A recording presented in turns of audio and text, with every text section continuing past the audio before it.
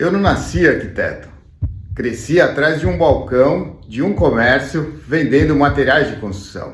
E ali, trabalhando junto dos pedreiros, proprietários e proprietárias, fui aprendendo sobre os diversos tipos de materiais, componentes da construção civil, tanto de mão de obra, quanto também dos respectivos momentos de utilizar a areia, a pedra, depois a massa fina, o cal, a tinta. A lixa também era necessária para fazer os encanamentos de água e esgoto. Tudo isso faz parte de uma história que eu vou contar para vocês, como Fernando Confiança se tornou um arquiteto. Eu sei de onde vim e como estou hoje, pré-candidato a prefeito de Cotia. Vamos para cima, sou Fernando Confiança. Como Fernando Confiança se tornou um arquiteto?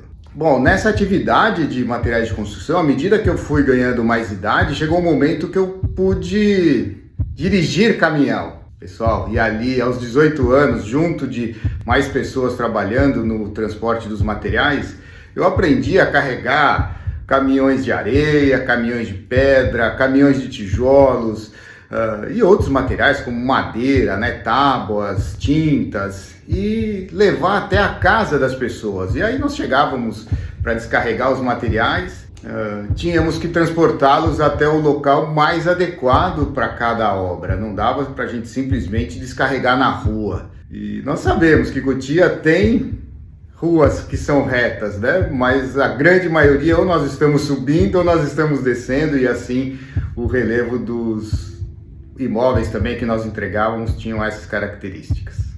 Bom, nessa atividade de materiais de construção, à medida que eu fui ganhando mais idade, chegou um momento que eu pude dirigir caminhão. Bom, a essa altura eu já estava terminando o colegial, eu estudava em escola fora de Cotia, então saía daqui 5h30 da manhã para entrar na escola às 7 horas.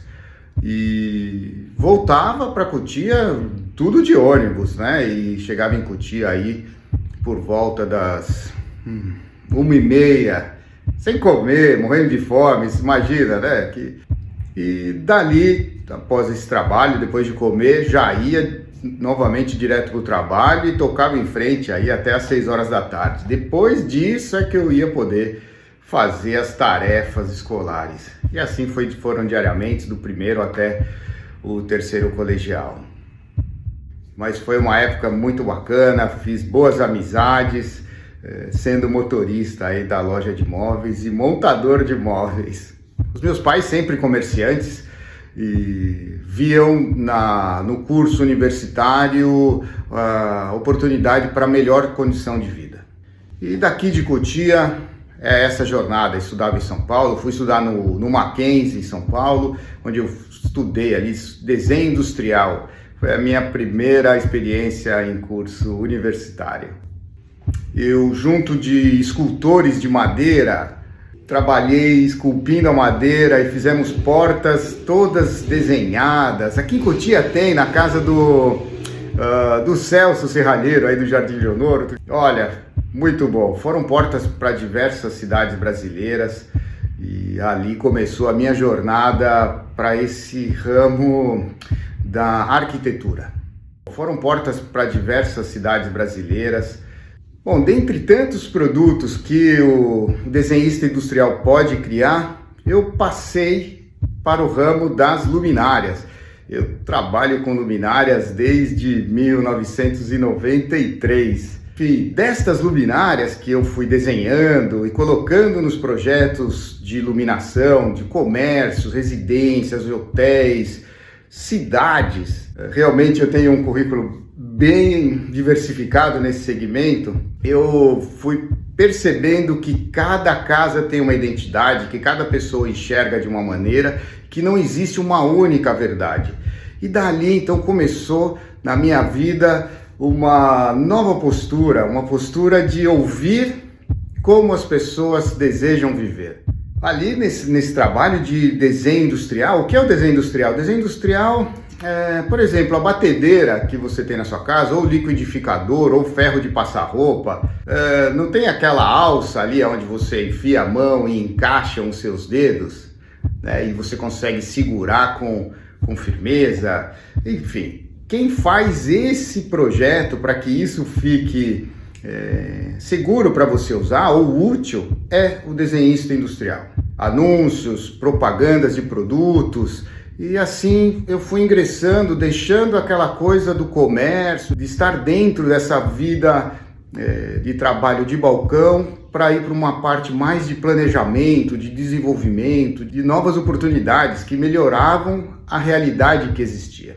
E assim eu fiquei até hoje. Hoje eu olho para as condições atuais e eu fico já planejando como que nós podemos melhorar as condições atuais. Bom, e tudo estava indo bem, eu trabalhando com essa parte de projetos de iluminação. Fui convidado então para fazer um projeto na cidade de Campos do Jordão. Ele levou em torno de 90 dias. Eu fui fazer pesquisa fora do Brasil para entender como trabalhar naquele tipo de arquitetura. E aí dessa pesquisa voltei e me vi 90 dias recebendo novas oportunidades de trabalho, novas propostas, e assim eu comecei a fazer a minha jornada lá em Campos do Jordão. Trabalhei em Campos do Jordão nesses primeiros meses, tudo indo super bem, e olha, falei, nossa, que interessante, né, que eu não estar dentro da cidade de São Paulo, dentro daquele movimento veloz que a gente vê aqui na nossa região. E fui tocando a vida, e acabou o mês de julho, onde termina a temporada, agosto, começa tudo já a ficar mais tranquilo na cidade.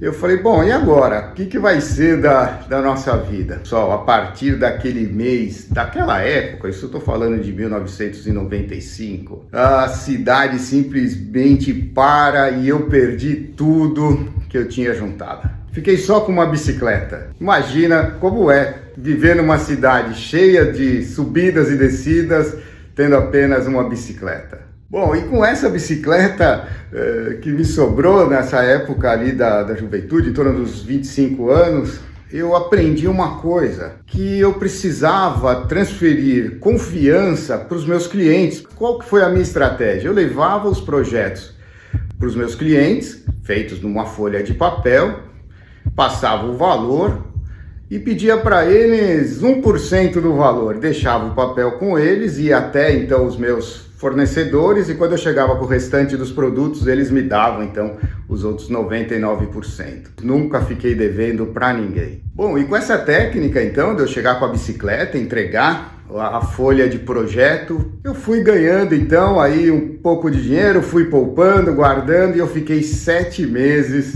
de bicicleta até conseguir comprar um carro e mudar daí a maneira de me deslocar na cidade. Mas eu aprendi uma coisa, para eu não chegar transpirando, né, para atender os clientes, eu chegava na obra uns 10, 15 minutos antes para baixar o suor.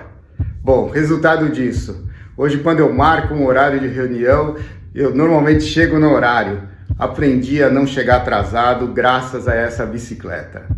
Bom, e ali trabalhando então com esse, agora já não estava, já tinha deixado a bicicleta e estava vindo agora já com o carro para atender meus clientes, as coisas começaram a ficar diferentes, todas as portas começaram a se abrir, os clientes que tinham sido bem atendidos ligavam para os seus amigos falando assim, olha, tem um rapaz aqui que ele entrega o que promete, ele faz o projeto, fica super agradável, ficou do meu gosto, eu gostaria de te indicar para a sua casa, porque eu sei, ou da sua empresa, porque eu acredito que é um bom investimento. E assim, com bastante esforço, dedicação, acordar cedo, dormir tarde, a minha vida começou a se transformar. Nessa jornada, então, de sair para novas fronteiras, conhecendo novos projetos, vieram para mim projetos de revitalização de áreas urbanas degradadas. Locais que facilitam o crime, o uso de drogas, piora a qualidade dos serviços públicos, a forma de usar a praça de um determinado bairro ou de uma determinada cidade começa a ser muito diferente do que em outras. E o que é que está fazendo esse comportamento salutar e esse outro comportamento degradante? Enfim, eu fui convidado então a trabalhar para melhorar a qualidade dos ambientes urbanos. Bom, na medida que nós vamos trabalhando, é sempre importante nós deixarmos boas histórias por onde a gente passa. E foi assim que o meu trabalho foi ganhando fronteiras. Eu tenho projetos feitos em 18 capitais brasileiras, tenho projetos feitos fora do Brasil, na Espanha, na Itália, Portugal. E hoje, então, quando eu faço essa revisão aqui com vocês, é muito bom, é emocionante para mim. Eu não sou de ficar revisitando essas coisas e contando as minhas vitórias. De certa maneira, parece que a gente está querendo se exibir, mas é que agora é um momento que eu preciso que vocês me conheçam, é um momento de eu me apresentar para vocês. Então recebam dessa forma, faz parte da minha história e agora faz parte da nossa história. E trabalhando para melhorar a qualidade dos ambientes urbanos, eu fui olhar para quem são os munícipes. E essa identidade faz toda a diferença da maneira como nós queremos que a cidade seja. E é importantíssimo que a gente saiba ouvir o cotidiano. A identidade de cada cidade precisa ser respeitada. E agora, vendo então esses usos urbanos, como que a cidade é, como que as pessoas interagem com esses espaços que nós temos dentro dos bairros e regiões da cidade, como ir trabalhar, o que ela busca, ela precisa de um tratamento de saúde, ela quer fazer um curso profissionalizante, vendo tudo isso, que eu fui então estudando a cidade e dali fui fazer então a faculdade de arquitetura e urbanismo. Gosto de fazer o desenho do prédio, da casa, a organização dos espaços, onde fica a garagem, onde vai ficar a despensa. Chega com as sacolas e a despensa fica lá no fundo da casa. Putz, aí você passa por dentro da casa inteira para descarregar suas compras. Enfim, eu gosto de fazer assim essa organização das casas, mas falar sobre cidade é maravilhoso.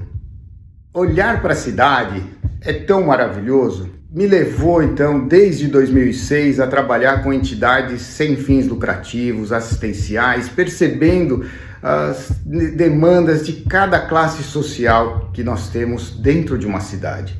Desde a classe mais simples até a classe mais abastada, hoje eu tenho ferramentas e sensibilidade para perceber que nós podemos melhorar cada uma dessas situações. E respostas que foram encontradas em outras cidades podem nos servir? Sim, mas tem como nós criarmos algo personalizado para a nossa cidade. Porque ela é única. Não tem uma cidade idêntica à Cotia que dá para nós simplesmente pegarmos um equipamento e trazer para cá e falar assim, deu certo em tal cidade, a gente vai colocar aqui. Tudo isso faz parte de uma história que eu sei de onde vim e como estou hoje, pré-candidato a prefeito de Cotia.